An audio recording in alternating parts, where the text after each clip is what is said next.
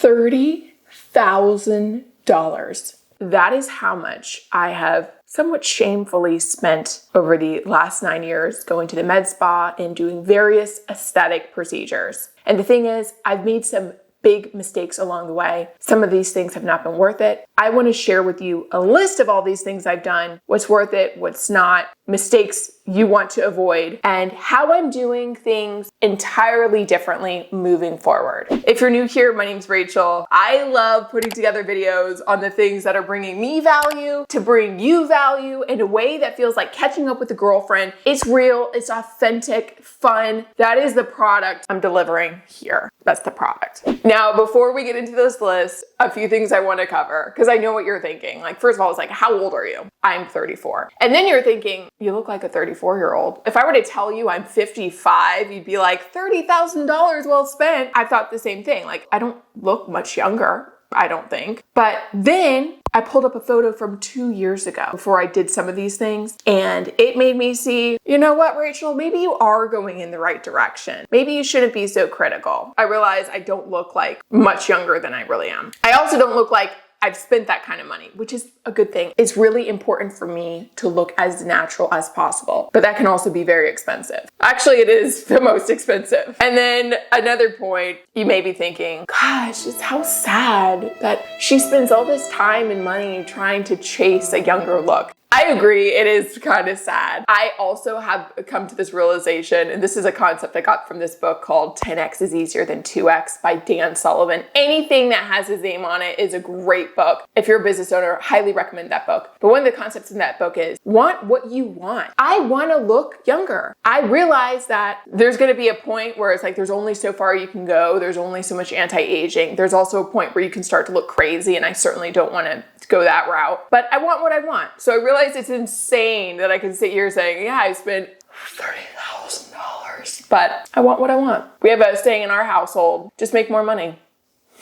I need to make a lot more money to keep this up. Longest intro of all time, but let's finally get into this list. We're gonna go in the order of most expensive, starting with the beloved Botox/Dysport. This is a big one. I have been doing this since I was 25 years old. I don't think Botox is necessary for everyone, but for those of us that communicate with our face, like me, I will forever do Dysport. Dysport works better for me. I'm really working on communicating with my face less, and I learned this concept in the book. It's not necessarily one I would recommend per se, but it's called Beyond the Facelift, and it's all about things you can do to delay aging. And so I read this book when I was 25 years old. It was written by this dermatologist, Dr. Doris Day. Within that book, I realized I've got to do what I can now to then thank myself later. Botox being one of those things, wearing SPF like crazy being one of those things. But for me, somebody that scowls like crazy, I can still move my forehead. I think people think that if you get Botox, like you're just gonna be frozen. I can still move. I just don't have the deep set line that I did when I didn't have Botox. I spent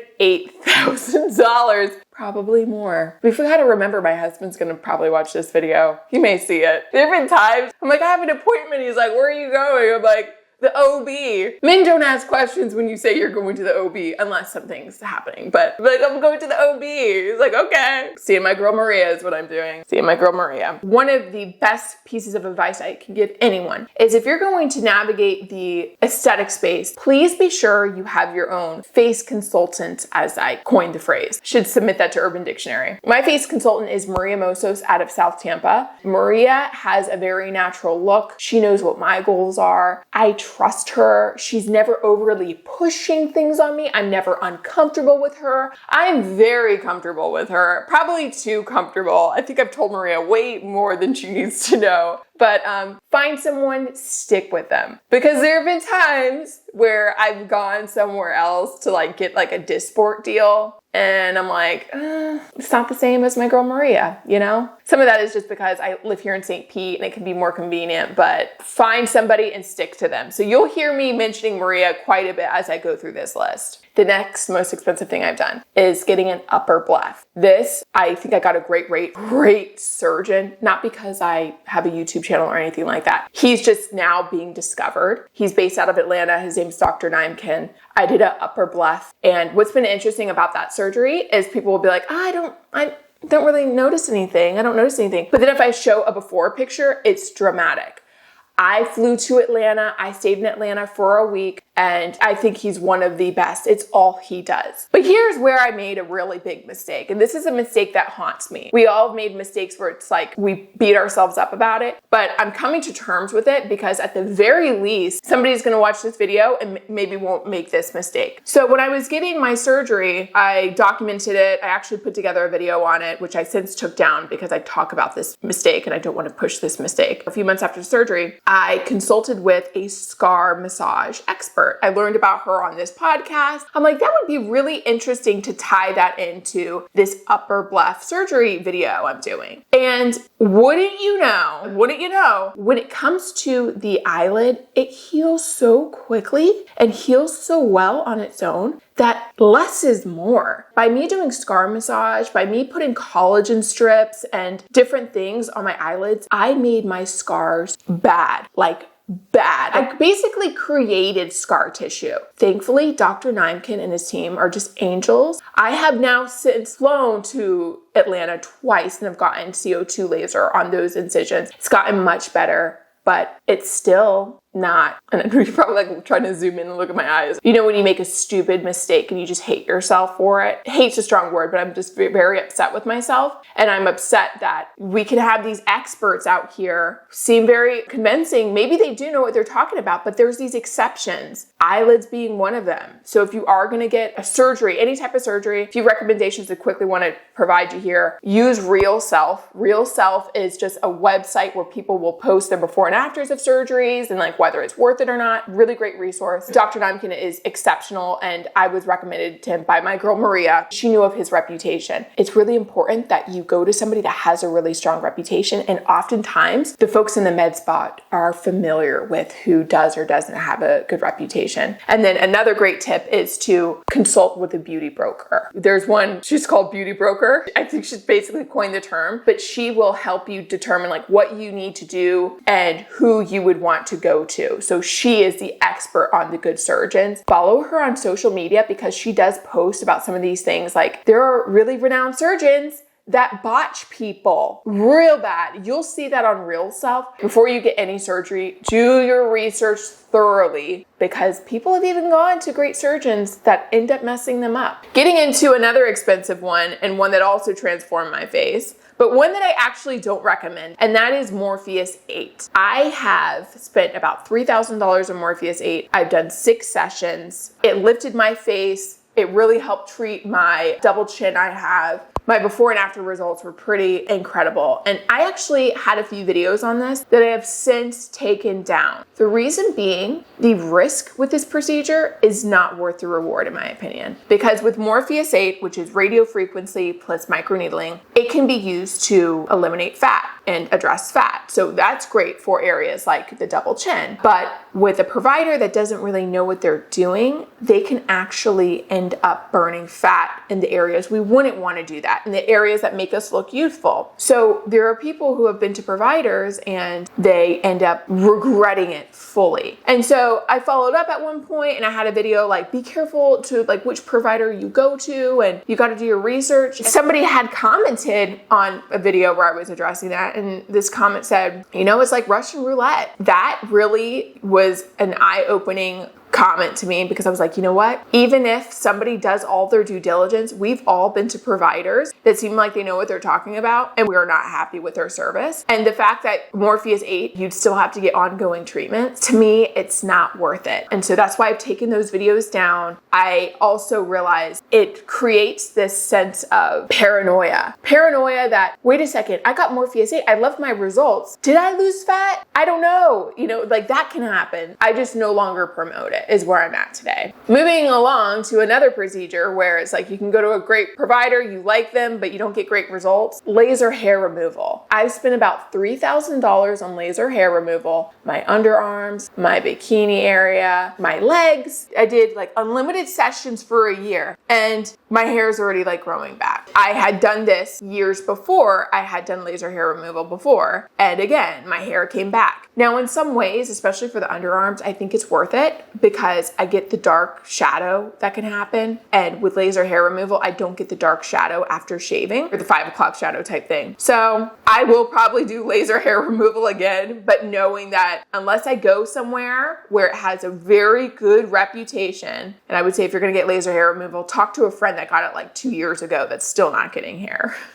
Because Yelp reviews are good, but they don't always tell the whole story. And we've got to be skeptical of reviews. Okay, this next one is one of my favorites. It probably is my favorite. And that is in the family of PRF, which is platelet-rich fibrin, and then PRE, platelet-rich plasma. This approach, it has a different modalities, different uses, but they basically draw your blood, separate out the blood platelets. They put it in a centrifuge to separate out the platelets, and then whether they turn it into PRP, platelet-rich plasma, or PRF, platelet-rich fibrin, they then inject that into the area they want to treat. So you can do this for microneedling, the whole face, like the vampire facial you've heard of. You can use this to inject under your under eyes. I have loved this because my under eyes, I do get dark circles. This has seemed to like reverse that. It's also just made the quality of my skin better, but it's expensive. So for me, where I go to a nicer place. It's like $500, $600 a treatment, something like that. I've done it several times now. I recently did PRF filler where they actually turned that platelet-rich fibrin into a filler. And that was really neat. I do need to go back for another treatment. It's one of those things to get results. It's not a one and done. You've got to go for at least 3 treatments with like 6 to 8 weeks in between to see results. So somebody recently commented on a video and they're like, I did it once and I haven't noticed anything. And it's like, you're not going to if you just do it once. So it's expensive, it's ongoing, but I do prefer it over filler. And I'll tell you why, because that is the next expensive one that we're going to talk about. I've spent about $3 grand. I just think my husband's going to watch this and I'm scared. Our finances are separate. It's okay. That's like a controversial statement to some people, but $3,000 on filler. So the first time I got filler was like the Kylie Jenner heyday. I did my lips. I have pretty good lips as it is, but I just thought, I'll do that. Wasn't worth it for me. This was also before like the incredible lip filler techniques that there are. If I didn't have more full lips and I didn't love lip liner, because that to me is like spares me from needing lip filler. I probably overdid it today. That's okay. This is not a makeup channel, but I did filler there, take it or leave it. If I had smaller lips, I probably would want to go to somebody that specialized in lips. Like my girl Maria, she does great work. But here's the deal. You have to manage it. Over time, you do have to get that filler dissolved. There's also talk about how it changes your lip pocket or something like that. We've got to keep in mind like the long-term effects. Long-term, for me, it's not worth it because I do have decent sized lips, but just realize, consider, and consult on like the long-term effects and what you're going to have to plan for, because you'll likely have to plan to dissolve it. That's a part of it. I also got filler under my eyes years ago. That was awesome for treating dark circles. But again, with filler, it can also shift. Some people have lip filler migration that looks a little bit off. If you go to somebody good, they're gonna know when to stop and know when to dissolve. But that was another thing with the filler under the eye. It shifts. I was like,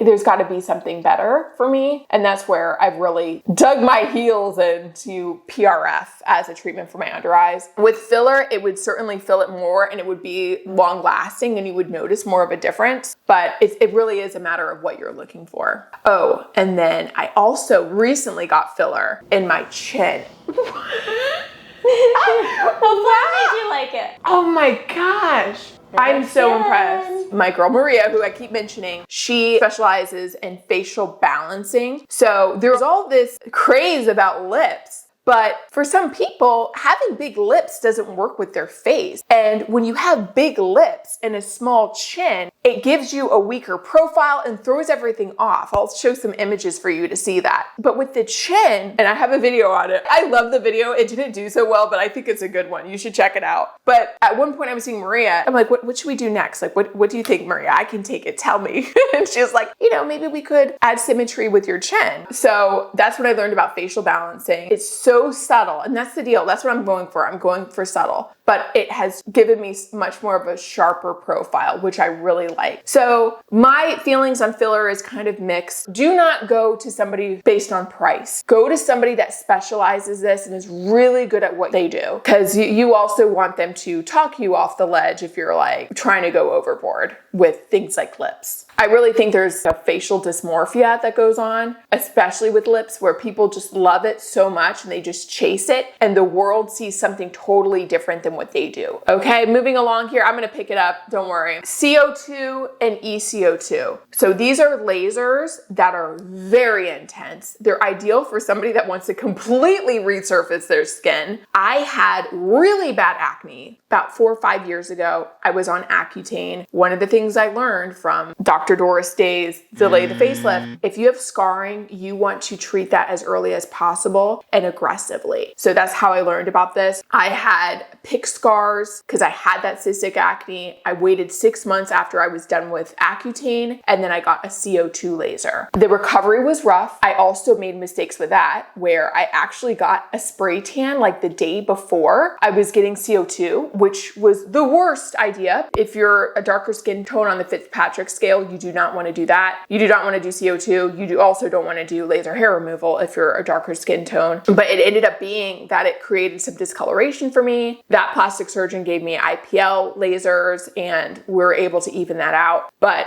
all in all that I went through, that mistake I made was so worth it because it gave me new skin. And whenever I tell people I had really bad acne, they don't believe me. I also did ECO2, which is not fully ablative, when I got my upper Bleph. That also just like gave me new skin. It was not nearly as intense as the fully ablative CO2. But the controversy with these lasers is people worry that it thins their skin and that it melts the fat and that it's like too aggressive. A part of me wonders if it's really the laser or if it's even people's skin type that reacts in a certain way. But just things you want to be aware of. This is another thing you probably want to go to Real Self and look at people's reviews, because for as many great experiences people have had, there's also really bad experiences people have had. Sculptra. I've spent about $2,000 on Sculptra. Sculptra is a filler that actually helps generate collagen. So it's actually not a filler. It's like an activator to activate collagen growth. And that has really helped my hollows here. Maria's put it in other places that I don't know that I actually noticed. But it's one of those things, when I look at the photo from 2 years ago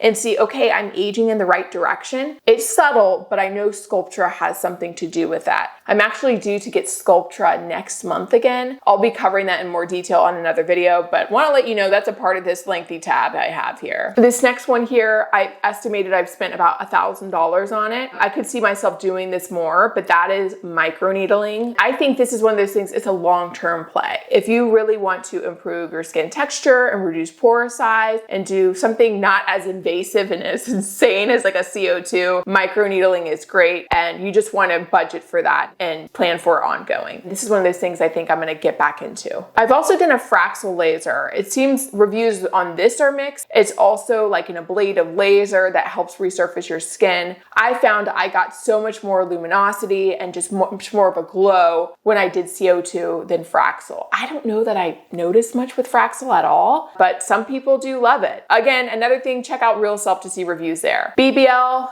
broadband light, not that kind of BBL, is a non-invasive laser treatment that improves and treats many skin conditions related to aging, sun damage, and heredity. So I've heard some people, this is kind of their favorite treatment after summer to treat like dark spots and things. I did it once. I really didn't notice much. Maybe I needed to do more treatments. But here was the interesting thing about BBL that no one seems to talk about, and that's that Maria went over my lips with BBL, and that's for people that don't have filler in their lips. And it made my lips more full. So maybe I'll see if I can just do BBL again and just show you all the before and after, because that was so unexpected. That's what I really loved about BBL, but I know some people love it because it helps treat their brown spots and things. I stay out of the sun like it's my job. Much of that is because I've done these lasers where it's like giving me good habits to stay out of the sun, because when you do things like CO2, you've got to stay out of the sun or else you're going to create sun damage. So that covers the list of things I've done that bring us to a total of $30,500.